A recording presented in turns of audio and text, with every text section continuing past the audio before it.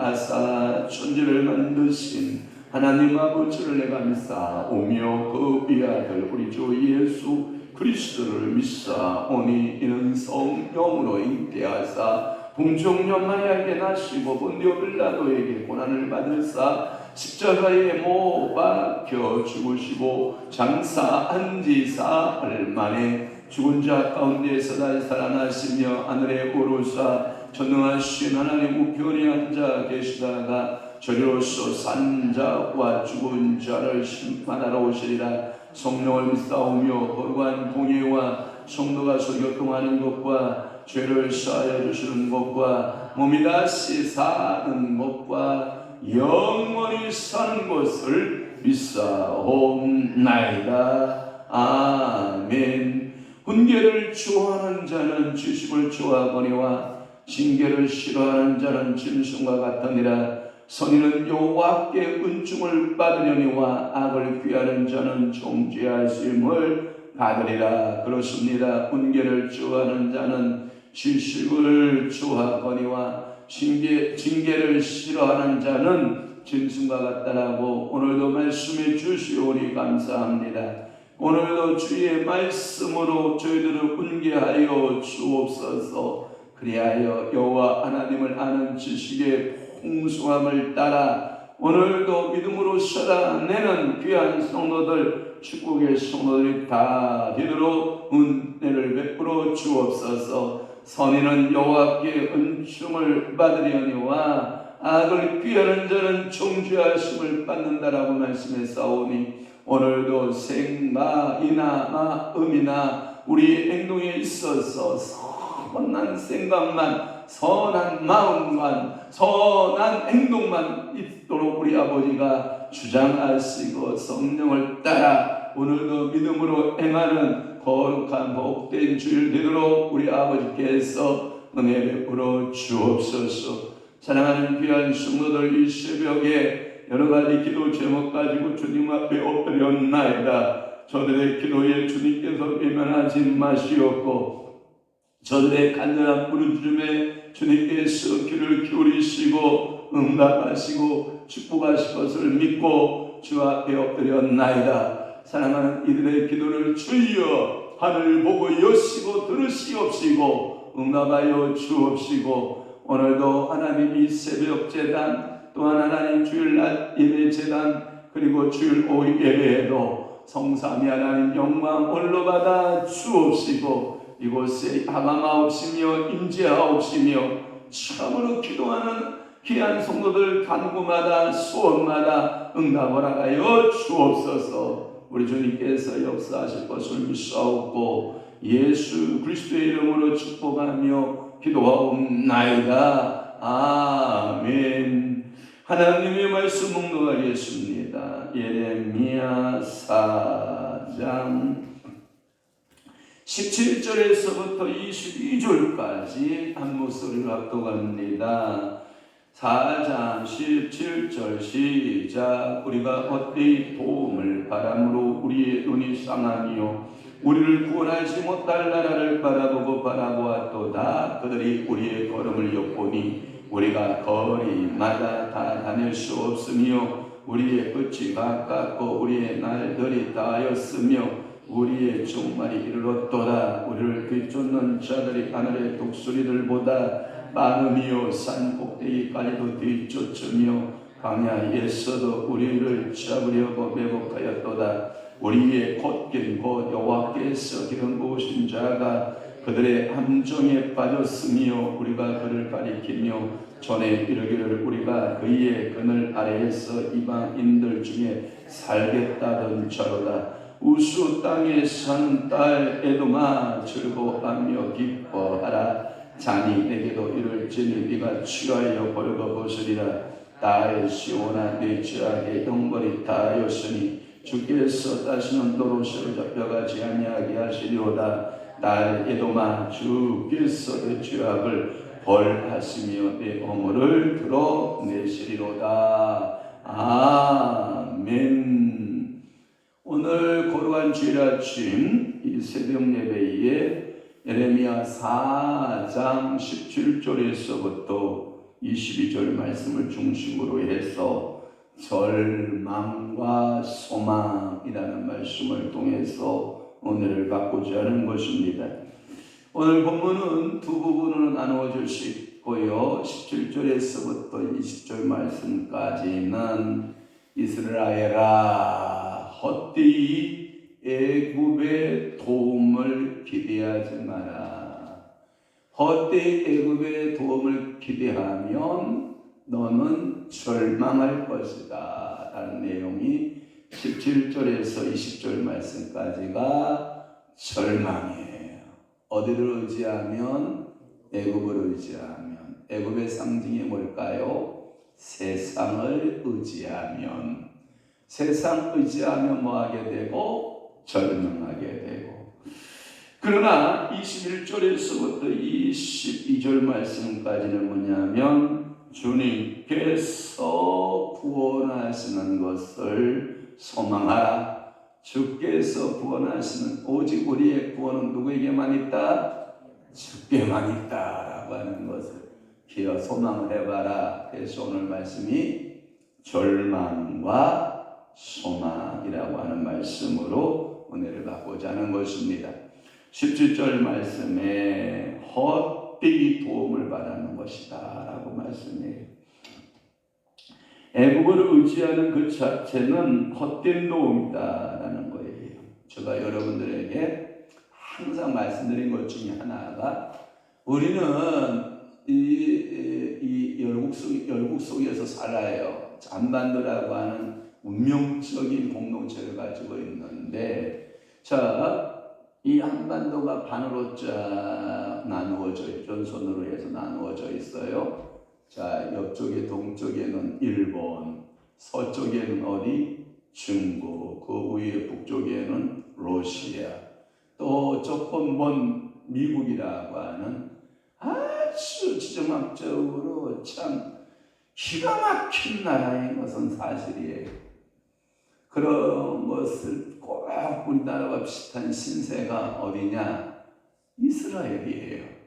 이스라엘에는 그런 나라예요. 북쪽으로는 이제 바벨론이라고 하는, 물론 아수리아, 바벨론 이런 세력들이 생기고, 동쪽으로는 그 거대한 제국들이 또 일어났다가 사라지고 일어났다가 사라지고, 그리고 남쪽으로는 거대한 세력인 애국과 구슈라고 하는, 이 구슈가 지금의 어디냐면 많은 학자들이 보는 에티오피아에서 지금은 이제 빈민국가로 되었지만, 제가 이집트도 지금은 빈민국가지만 한때의 세계를 호령했던 그런 나라들이거든요. 우리나라와 팔레스타인 나라가, 이스라엘 나라가 지정학적으로 너무나도 닮은 꼴이에요. 근데 우리는 역사를, 성경의 역사를 통해서 배워봐야 되는데, 우리는 누구를 의지할 수가 없어요. 누구를 알아볼 수가 없어요. 오직 누구에게만 바라봐라? 하나님만 바라봐라. 하나님만 바라보고 이스라엘이 일어나기 시작하면 주변의 나라들이 어떻게 해요? 조용하고 있다가 이 이스라엘이 우상 숭배하고 하나님의 징계의 직직이 가해지면 이제 벌떼같이 일어나는 거예요. 그 중에 가장 일찍 일어나는 족속들이 블레셋이거든요.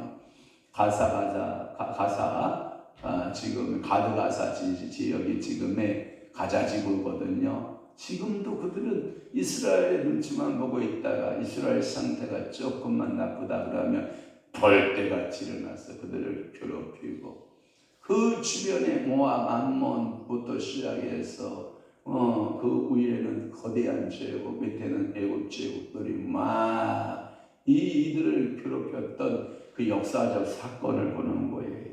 그러니까 우리는 세상 나라 의지하면 안 돼요. 우리는 누구만 의지해야 돼요? 여호와 하나님만 의지해야 돼요. 그런데 어느 정도 도움을 바랬느냐? 또 성경이 참 표현 방법이 대단한데, 시적 표현이에요. 우리의 눈이 뭐할 정도로, 상할 정도로 우리를 구원하지 못한 나라를 바라보고 있었다, 이런 말이에요. 여러분, 눈이 상할도록 우리 주님만 바라봐봐요. 그러면 우리 주님이 아이고 내 새끼야, 아이고 너가 나만 바라보고 있구나 하고 여호와께서 구원하실 거예요. 그런데 헛것을 보고 있어요. 내가 예전에 어떤 젊은 친구 청년이 있었는데, 밥을 먹으면 우리의 한 5배를 먹어요. 제가 먹는 양의 5배를 먹고도 목사님 밥 더 주세요 하고 또 5배를 먹어요. 그러면 혼자 몇 인분을 먹는 거예요? 거의 10인분을 먹어요. 그래서 밥 한 솥을 해놓으면 혼자 거의 다 퍼먹다시피 하는 친구가 하나 있었는데, 내가 그 친구한테 그래요. 친구야, 너는 밥을 네가 생각으로 먹는 거냐, 헛것이 먹는 거냐? 그런데 그 친구 하는 말이 너무 재밌어요. 제가 밥을 먹는 거죠. 무슨 헛것이가 있어요, 헛것이가. 그랬더니 그렇게 얘기 대답을 해요. 근데 제가 그랬어요. 그 친구한테, 야, 너는 헛것이가 먹어, 헛것이가 먹어.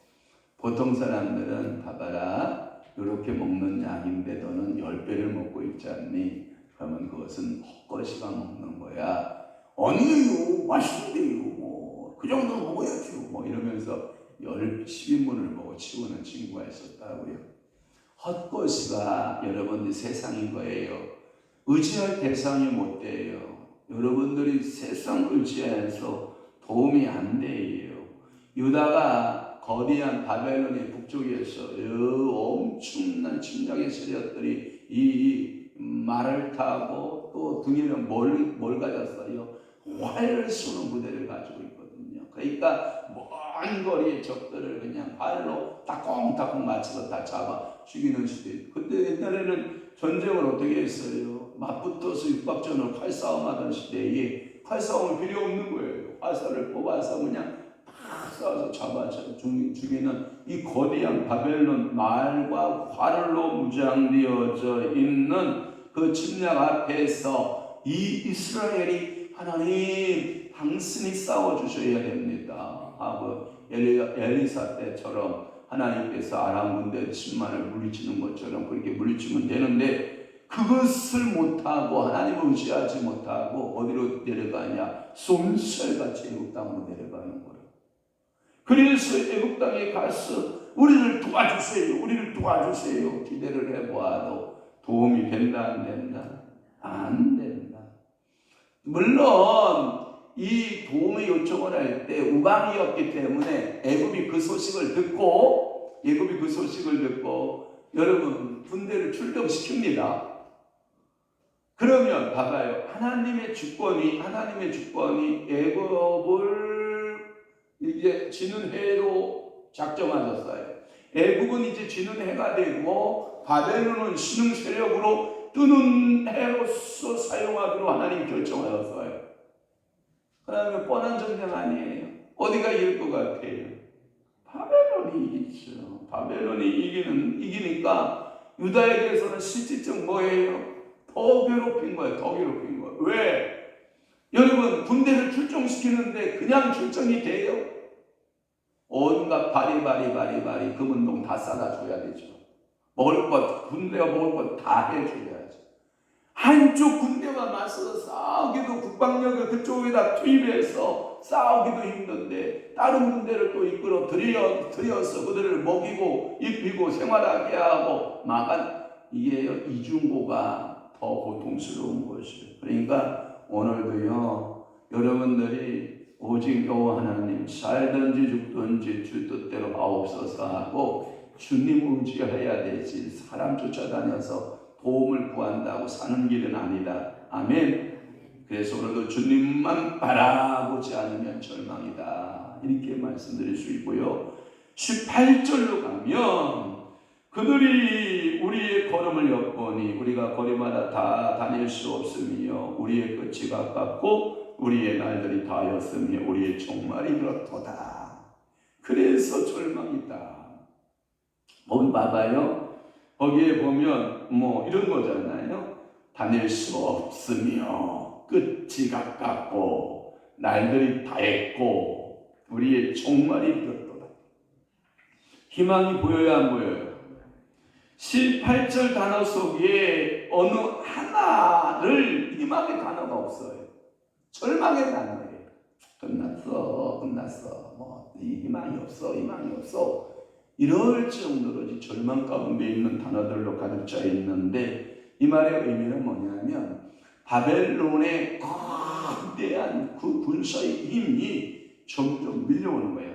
이 말바구 소리가 더 크게 들리기 시작하는 거예요. 저기 들어오기 시작하니 이게 심장이요 쩌글쩌글해지기 시작을 하는 거예요. 포위망이 완벽하여서 성 안의 백성들이 그 소리를 들을 때마다 제한을 받고 그 성의 운명이 전국적으로 앞에 우리가 보았잖아요. 자식을 삶아 먹을 만한 기근으로 그들은 고통스러운 세월을 보내고 있었다라고 하는 거예요. 일시적으로 출병했던 애국 군도 바벨론 군을 이겨낼 수 있는 힘이 없었고 추격으로 결국은 이 애국 군대도 걸음 하나 살려라고 다 지역의 나라로 도망가 버렸고 결국은 이 바벨론의 군사들이 예루살렘 성을 포위해 버리고 드디어 시드기야 왕 제11년 4월 9일에 이 예루살렘 성읍이 함락되는 엄청난 고통을 경험했다. 이래서 그들은 절망 가운데 있다. 이런 말씀을 드릴 수가 있는 거고요. 또 하나는 19절 말씀이 뭐냐면 우리를 뒤쫓는 자들이 하늘의 독수리들보다 빠르다. 이게 뭐냐면 얼마나 치밀하게 작전을 짜고 들어왔는지 이 바벨론 군대를 막아낼 방법이거든요. 여러분, 독수리가 하늘을 향해서 공격해 오는데 누가 그것을 막을 수가 있어요? 현대전쟁은 그렇게 한다고 그러잖아요. 자, 앞에서 이제 레이더로, 인공위성으로 다 적들의 상태를 보고 있어요. 어디로 군사기지로 어떻게 군사들이 움직이는가를 다 보고, 자, 몇 각에 어느 지역을 폭파하라 그러면 하늘에서 비행기가 쫙 날아가서 정확한 곳에 폭발을 막 물붓듯이 쏟아부는 거예요. 폭탄 완전히 초토화되잖아요. 거기에 또 몇 단계 잔 군사들이 있다 해서 포대 있죠. 포병대가 또 다시 공격을 쫙 맞춰서 그 지역을 완전히 쑥대밭을 만들어요. 그런 다음에 이제 육군을 투입시키는 거예요. 육군을 투입시켜서 숨어있는 잔 군대들을 다 잡아서 다 정리하고 가서 표대를 딱 꽂는. 현대전은요, 옛날과 같은 전쟁 아니에요. 여러분, 우리나라가 지금 전쟁을 한다고 그러면 여러분 옛날같이 6.25 때같이 보따리 싸고 여러분 걸어서 여러분 피난 갈 줄 알아요? 앉아 있어야 돼요. 앉아서 그대로 우리는 싸워야 돼요. 누가 싸우냐? 돈이 싸워요. 돈이. 뭐가 싸운다고요?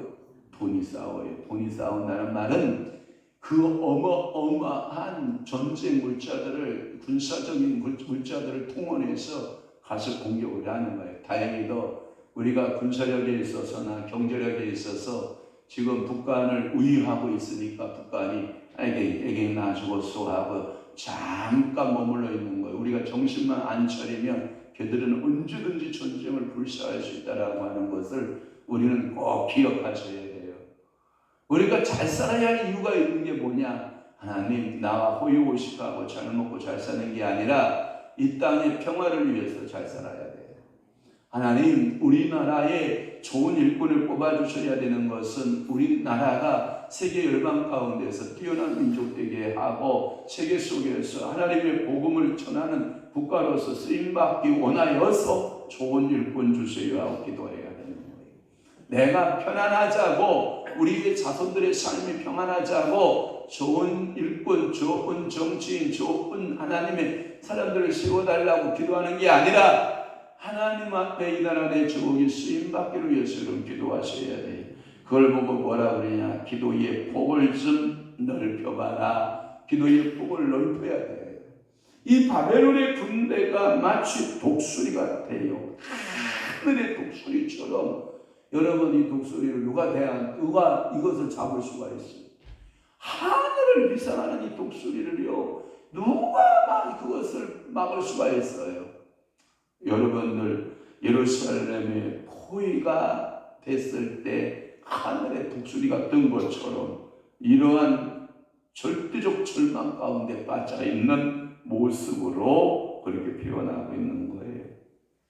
산 꼭대기에도 뒤쫓고 광야로 도망간다고 할지라도 우리를 잡으려고 빼먹겠다. 어느 곳 하나 안전지대가 있다 없다? 없다. 그러니 절망이다 라고 하는 것이고요. 또 20절 말씀에 보면 이렇게 나왔어요. 우리의 콧김 나오죠. 우리의 콧김 곧 여호와께서 기름 부으신 자가 그들의 함정에 빠졌으며, 이 말의 의미는 이런 거예요. 그러면서 그 부분에 보면 우리가 그의 그늘 아래에서 이방인들 중에 살겠다 하던 자로다. 이 말은 뭐냐면 시드기야 왕에 대한 표현을 한 건데, 시드기야가 뭐라고 그래요? 잡혀가면 그들에게 가서 같이 그들하고 동아리요 살면 되지.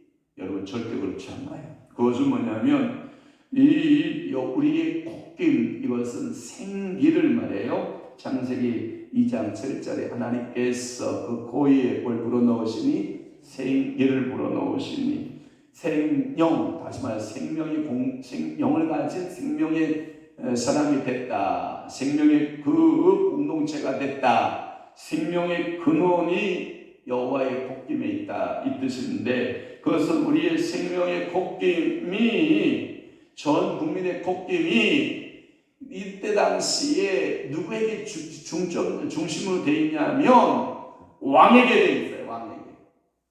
그런데 이 왕이 포로로 전부 바벨론으로 끌려가게 되고, 바벨론 속에서 이 시드기의 두 눈이 뽑혀지고, 이게 완전히 온몸이 묶여서 바벨론 땅으로 끌려갈 때 이스라엘 백성들에게서는 콧김이 사라지는 느낌을 받았다. 절대적 절망 가운데 있는 상태를 표현하는 거예요. 여기서 기름 부으신 자라고 하는 표현은 세 종류에게 기름을 붓잖아요. 하나가 왕, 하나가 제사장, 하나가 선지자. 그러니까 여기 기름 부음 받은 자, 우리의 콧김이었던 시드기야가 결국은 우리의 그 기름 부음 받은 자로서의 사명을 감당한다 못한다? 못한다라고 하는 거예요. 여호와께 기름 부음 받은 자는 여러분 메시아라고 하는 발언과 같은데, 이 메시아는 구약에서 예언자나 제사장이나 왕에게 기름을 부어서 성별하여서 백성을 다스리게 하고, 이들은 하나님과 인간의 그 중보자들로서 장차 오실 예수 그리스도 기름 부음을 받은 그림자의 모형으로 기름 부음을 받은 자, 메시아에 대한 모형으로 기름 부음을 받은 자, 그들이 그 기름 부은 자의 그늘 아래에서 살아보려고 하나, 그들은 그 기름 부음 받은 자가 끌려갈 때 절망할 수밖에 없다. 그 표현의 절대적 절망을 이야기한 거예요. 그 와중에 하나님은 21절과 22절에서 소망의 메시지를 말해요. 자, 21절 봅니다. 우수 땅에 사는 딸 에돔아 즐거워하며 기뻐하라. 자니에게도 이를지니 네가 취하여 벌거벗으리라. 이게 뭐냐면 우수 땅, 그 다음에 에돔 즐거워하며 기뻐하라. 이것은 뭐냐면 이제 하나님의 역사의 때가 되면 하나님이 왕을 일으키시는데 고레스라고 하는 왕을 일으키게 되고, 또 하나 하나님의 이스라엘의 은총을 베풀었던 왕 중에 하나가 아닥사스다. 들어보셨어요? 아닥사스다의 왕을 통해서 일으키시는데 이스라엘의 회복에 대한 예언을 말씀하고 있어요. 우수는 애굽의 국경의 성읍이었고, 그 다음에 에돔을 가리켜서 딸 에돔 이렇게 말했는데, 처녀 에돔의 거민들을 말하고 있고, 유다가 말하는 저들을 하나님은 기뻐하고, 그들은 그래서 기뻐하려무나 이제 너희들이 돌아가는 그날을 보고 기뻐하라. 유다가 현재 받는 멸망의 장이 곧 너희에게 닥칠 것이고, 그때 너희도 황폐한 나라가 된다. 황폐한 나라가 되면 너희들은 다시 이 이스라엘 백성들을 괴롭힌 그 열국들이 멸망하게 되고, 다시 이스라엘 하나님의 백성들이 돌아와 하나님의 무너진 성전을 건축하고 무너진 성벽을 건축하는 이 시대가 도래할 것이니 기뻐하여라, 이렇게 말씀하십니다. 하나님의 시간표는, 그래서 어떤 신학자나 어떤 역사학자는 뭐라고 하냐면, 하나님의 시간표는 정확하게 그 때를 맞추어서 일하신다는 거죠. 오늘도 각자의 하나님의 시간표가 주어집니다. 저에게 하나님의 시간표가 있고, 여러분들을 향한 시간표가 있고, 가정들을 향한 시간표가 있고, 각자의 누구나 이 땅에 사는 시간표가 있어요. 그 시간표대로 살다가 누구 앞에 서는 거예요? 주님 앞에 서는 거예요. 그 주님 앞에 섰을 때 그 주어진 시간표대로 충성한 자에게 주시는 하나님의 뭐가 있어요? 축복이 있어요. 그래서 여러분들이 주님을 눈에서 흐르고 있는 눈물을 씻겨주시는 누가 있어요? 주님이 계셔요. 그 주님이 계시는 그 은혜를 여러분들이 사모하고 소망 가운데 있어야 된다라고 하는 거예요. 그러면서 22절에 뭐라고 말씀하냐면 딸 시온아 이렇게 나와 있는데, 한글판 성경에 있는 처녀 시온 이렇게 되어 있다고요. 딸 시온아 내 죄악의 형벌이 다하였으니 주께서 다시는 너로 사로잡혀가지 아니하게 하시리로다. 딸 에돔아 주께서 내 죄악을 벌하시며 내 어물을 드러내시리로다. 그렇게 너를 향하여 에돔 족속들이 비웃고 조롱했던 그 조롱의 웃음소리가 끝나고 하나님의 거룩한 성민에게 주시는 그 무너졌던 성읍의 회복을 말하고 있는 거예요. 여기에 딸 시온이라는 표현은 원래 예루살렘에서 이스라엘 백성들을, 예루살렘과 이스라엘 전 백성들을 말할 때 딸 시온, 처녀 시온 이렇게 말하는 거죠. 그들의 죄악이 여러분들 이런 거예요. 형기가 다 찼다. 이제 하나님의 심판의 때가 다 치르고 죄값을 다 치르고 다시는 그 포로의 생활에서 회복되어 돌아와서 다시 회복되어 돌아와서 하나님의 일을 하게 될 것이다. 여러분 이런 거 있어요. 자녀들이 가끔 엄마 아빠의 눈치를 살필 때가 있어요. 엄마 아빠의 눈치를 살필 때 보면 무엇인가를 잘못했을 때예요. 잘못했을 때에는 엄마 아빠 눈치를 딱 살피고 있다고요. 그러면 벌써 알아요. 회초리 갖고 오세요. 그러면 회초리 갖고 와요. 종아리 걷으세요. 그럼 종아리 걷어요. 몇 대 맞을래요? 그러면 엄마 한 대만 이런단 말이에요. 그러면 한 대 가지고 안 돼요. 그러면 엄마 두 대만 두 대도 안 돼요. 그러면 엄마 그러면 세 대만 그래요. 세 대만 맞을게요. 그러고 엄마가 힘있게 내려치는 것 같지만 그 종아리에 닿을 때에는 최대한 힘을 빼고 신용만 내고 세 대 때려주는 거예요. 하나님이 우리 이스라엘을 다룰 때 그렇게 다룬다고요. 여러분 이스라엘 백성들이 아무리 완악해도 선민이 맞아요. 아브라함 족속들 맞아요. 아브라함의 후손들 맞아요. 그리고 다윗과 솔로몬을 통해서 그 나라가 부강했던 열국이었던 것도 알아요. 그럼에도 불구하고 그들의 잘못했을 때 하나님은 아브라함을 보지 않았다는 거예요. 다윗을 보지 않았다는 거예요. 그들의 행위 잘못에 대하여 따끔한 하나님의 매질이 징계가 필요했던 거죠. 제가 저 위에 올라가면 얘네들이 13마리 눈빛이 다 달라요. 뭔 얘기인지 알아요? 그들이 무슨 일을 했는가 이렇게 보면 걔네들 눈빛을 보면 알 수 있어요. 근데 어떤 놈은 지 밥그릇 훌러당 뒤집어 엎어놓은 놈이 있고, 어떤 놈은 물고럭 뒤집어 엎어놓은 놈이 있고, 어떤 놈은 사고를 친 놈은요 제 눈치를 슬금슬금 눈치를 보고 이러고 있고요, 움직이도 않고요, 주인 눈치만 이렇게 내 눈치에 왜 이렇게 밥그릇을 엎어놨어? 그러면 막 꼬리를 엎어져가지고 꼬리를 막 흔들어요. 장대또용.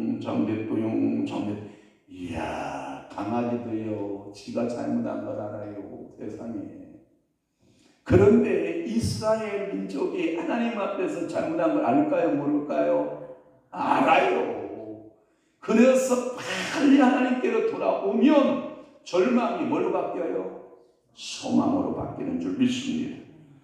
그렇습니다. 이 예언은 예레미야의 예언 가운데 반드시 몇 년이 차면 70년의 포로기가 차면 포로가 시기가 끝나면 바벨론 땅에서 포로로 인해 귀환으로 인해서 그 말씀이 응하게 되고 메시아의 왕국에서 완전히 성취될 것을 말해요. 그래서 여러분들이 이 땅에 환난을 당하고 고난을 당하고 절망하고 눈물 흘리고 고통스러워도 영적인 70년의 삶은 끝난다 안 끝난다? 끝난다. 그래서 유다인들은 그 에돔의 처벌을 받는 모습들을 보게 될 것이고 그렇게 비웃었던 에돔, 깔짝깔짝거렸던 여러분 그 에돔을 하나님은 심판하고 하나님께서 이스라엘을 다시 세우시는 그 은혜가 있다. 그러니 오늘 여러분들 보세요. 이제 결론이 나왔죠? 세상 보면 뭐고? 절망이고 주님 바라보면 뭐고? 소망이고. 자, 오늘 마음으로 정리해야 돼요. 세상 바라보면 뭐하고? 절망하고. 그래서 가장 누가 그랬어요? 무서워. 그러니까 엄마가 아가를 재울 때 요즘 아가들은 혼자 이렇게 재우잖아요. 혼자 아가를 이렇게 재우니까 엄마 같이 자자. 아니에요. 혼자 자세요 하고 이제 자기 방에 재운단 말이에요. 그리고 기도해주고 책 읽어주고 나온다고요. 잘 자세요 공주님 왕자님 하고 아빠들이 뭐라고 엄마 무서워요. 그러면 엄마가 무섭지 않는 방법 알려줄게요. 그렇게 무서우면 눈을 살짝 감으세요. 그리고 잠을 자세요. 그러면 무서움이 도망간답니다. 그리고 잠을 재운다고요. 오늘도 여러분 정말 세상을 향해서 바라봤을 때 소망이 없으면 세상을 바라보는 눈을 살짝 감고 어디를 향해 눈을 떠야 돼요? 하나님을 향하여 눈을 살짝 뜨면 절망이 변하여 뭐가 되고? 소망이 된다. 그러니까 오늘도 세상에 대해서는 눈을 살짝 감고 하나님에 대해서는 눈을 뜨는, 그래서 이 위기고를 극복해내는 여러분들 다 되시기를 주님을 축복합니다. 기도하겠습니다. 좋으신 아버지 하나님, 오늘도 예레미야 4장 17절에서부터 22절 우리가 절망할 수밖에 없는 환경들, 절망할 수밖에 없는 현실적 모습, 절망할 수밖에 없는 참으로 거센 위압들, 너무나도 고통스럽게 우리 앞에 밀려들고 있는 그 세력들을 볼 때에는 우리는 절망할 수밖에 없음을 압니다. 그러나 하나님께서는 말씀하십니다. 그때가 곧 끝날이니 70년이 지날이니 너희들은 기뻐하고 즐거워하며 다시 돌아오게 될 것이고 무너진 성읍은 세워질 것이고 너희들이 잃어버린 그 신앙은 다시 회복되리라고 소망의 메시지를 주시니 감사합니다. 오늘도 두 단어가 우리의 가슴에 새겨지게 하시고 절망 속에 또 소망이 있음을 알게 하시고 저희들 소망 가운데 기도하는 모든 간구 모든 수고마다 우리 하나님께서 하늘 보고 여시고 응답하시기를 원합니다. 주님 축복하옵소서. 이제는 우리 주 예수 그리스도의 은혜와 하나님 아버지의 극진하신 사랑하심과 성령님의 감화 교통 내주 위로 역사 충만하심 오늘 남은 때에 더욱더 하나님 말씀대로 살고 절망 속에서도 주님을 바라보는 소망으로 바뀌어 살고 그리고 그 뜻대로 이루기를 원하는 사랑하는 귀한 성도들 심령 위에와 교회 위에 이제부터 영원토록 함께 있을지어다. 아멘.